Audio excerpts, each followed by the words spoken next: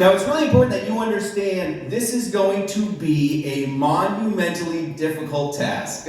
While we have homeless people that need help, and we have a housing crisis and an opioid crisis, and our legislature simply does not reflect the working class, and that is what I'm going to change as governor.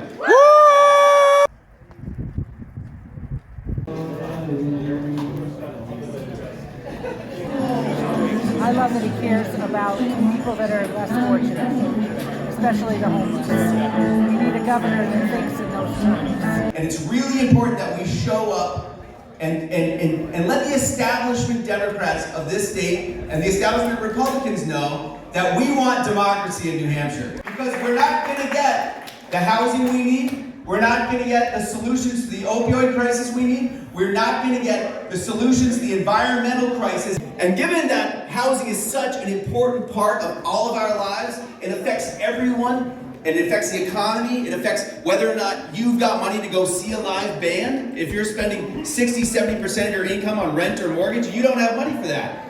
It's killing the local economy, and we need to make sure that we hold our politicians accountable. Does anyone have any questions for me? So what's the plan to build the housing? So what I would like to do is take cannabis and legalize it and sell it the same way that the state of New Hampshire sells liquor, okay? And take all the profit, it would probably be $200 to $300 million, and put it into housing through the New Hampshire Housing Authority.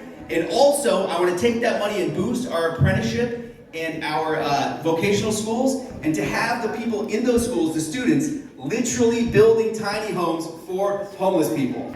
I have been in the New York Town Council, the ZBA, and a bunch of other boards to use that money to boost the apprenticeship with vocational schools so that they can start building tiny homes for homeless people, veterans and stuff.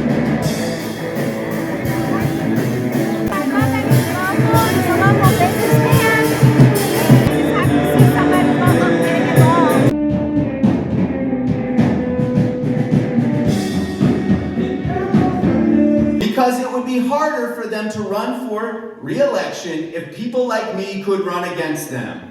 And they like their power, okay? And we need to all wake up to a simple fact. If only the rich and the retired are running our state, this is not democracy, folks. I'm a rep in Manchester, and I'm John's campaign manager.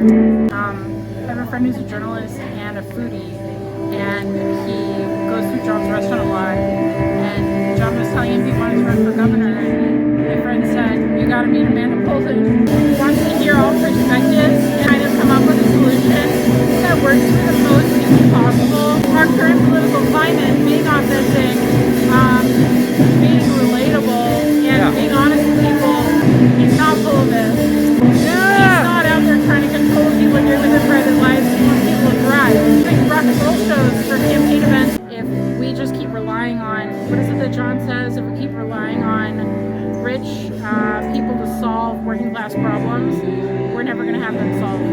Absolutely. Jon Kiper for governor, Absolutely. definitely.